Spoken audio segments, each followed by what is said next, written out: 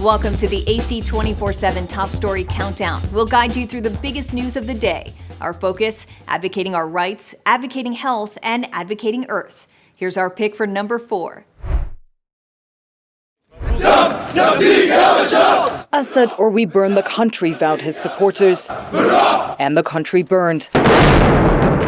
It was a regime's existential battle where no holds were barred.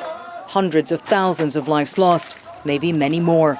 And millions forced into a miserable existence, far from home, victims of a civil war. Their pain was the world's to see. Atrocities so shocking, yet the world did little. 12 years on, Assad still denies attacking civilians and claims he was fighting terrorism. Now the ruthless president who unleashed hell on his people with the help of his ally Russia is not only a free man, he's now welcomed in some world capitals with red carpets and handshakes. Defeat is something that, one at some point must accept.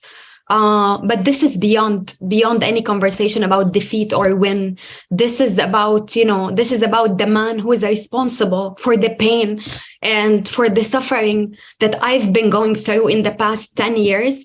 Wafa Mustafa counts the days since she last saw her father. More than 3,600 days of searching, waiting, campaigning. Ali Mustafa vanished into the black hole of the regime's prison system, one of more than 130,000 forcibly disappeared by the regime. And living years of your life, wondering every night before you go to sleep if your own father is still alive or not, is something that, hard to explain and hard to describe. Instead of normalizing Assad now after 12 years, they should have, held him accountable for the war crimes he's committed, for the war crimes that he is, most importantly, for the war crimes he is still committing. Bringing Bashar al-Assad back into the regional fold, Arab leaders argue, is for stability in the Middle East, is for an end to a refugee burden its neighbors say they no longer can bear. Those who survived his brutal battle for survival now face a new Middle East, a new reality where they fear they may be forced back to the horrors of Assad's regime. It's a monstrous regime in every sense of the word. We heard from many detainees what they went through. I'm from Idlib, where he used chemical weapons and banned weaponry against us. 27-year-old Nabil al-Uthman is a former rebel, now an activist. Like millions of other Syrians, he found safety in Turkey. But with anti-immigrant sentiments on the rise and the fate of Syrian refugees now at the heart of the country's political debate, Syrians feel their safe space is shrinking. Even if the whole world normalizes this regime, Syrians will never trust it. For me, going back to this monstrous criminal is impossible. If I return, I'll be sent straight to jail, torture, and to my death. If they want to forcibly return me, I'll try to get to Europe. For more than a decade, they begged the world to end their nightmare. But they were left to face it all alone, and now face a world where their oppressor got away with it. I think that instead of welcoming Assad to Riyadh, I think he should be welcomed to the ICC. There is still this hope that my father will be free. I might be able to save him one day. But, normalization feels like the end of everything. It feels like the end of this hope. It feels like the end of, what started in 2011. And it feels like the end of my life. TheAdvocateChannel.com looks at the world through the lens of equality and inclusion. Subscribe, like, and share now. AC 24/7's Top Story Countdown continues with our producer's pick for number 3. Disney turning up the heat on Florida Governor Ron DeSantis. Thursday, the company announced it's canceling plans to build a $1 billion office complex in the Sunshine State, according to a memo provided by a Disney spokesperson. Earlier this month, DeSantis defiantly stood his ground as his feud with Disney intensified. They had been very powerful in Florida for a long time, had gotten everything they wanted, but they don't run the state of Florida. We run the state of Florida.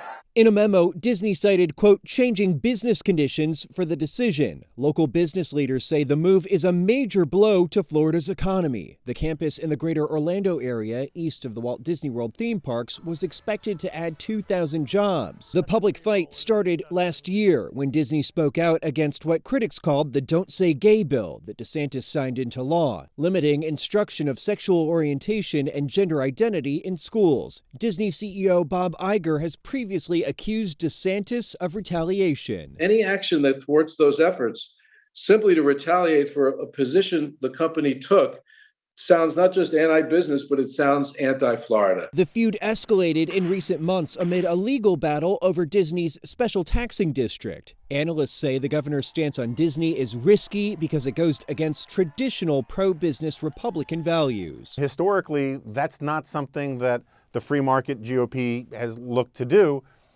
But it does signal that we're in a different GOP now. All of this happening as Governor DeSantis is expected to formally announce his presidential bid next week. I'm Mike Valerio reporting.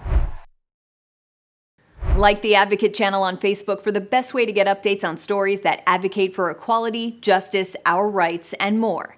AC 24/7 continues with today's Top 2 pick. South Carolina's abortion ban is one step closer to becoming law. Lawmakers advanced a House bill late Wednesday that restricts most abortions after 6 weeks. While heavily backed by Republicans, not every GOP member is in favor. Abortion laws have always been, each and every one of them, about control. It's always about control. Senator Sandy Senn says she and a bipartisan group of female lawmakers, calling themselves sister senators, will be ready to fight when that House bill comes back to their chamber. All of the 5 women will be fighting against this bill. The big nail biter is going to be whether the 3 men who stood with us last time, whether they will stick with us. In North Carolina, the governor speaking out after state Republicans overrode his veto on their 12-week ban Tuesday. People are angry. Women feel like that they have been slapped in the face. Virginia may soon be the only southern state without heavily restricted abortion access. Nebraska's state house filled with dueling protests Wednesday after a 12-week abortion ban was slipped into an already controversial bill that limits gender-affirming care for anyone under 19 years old. I think today will be a very dark chapter in Nebraska history. Nebraska's bill is expected to pass a final vote.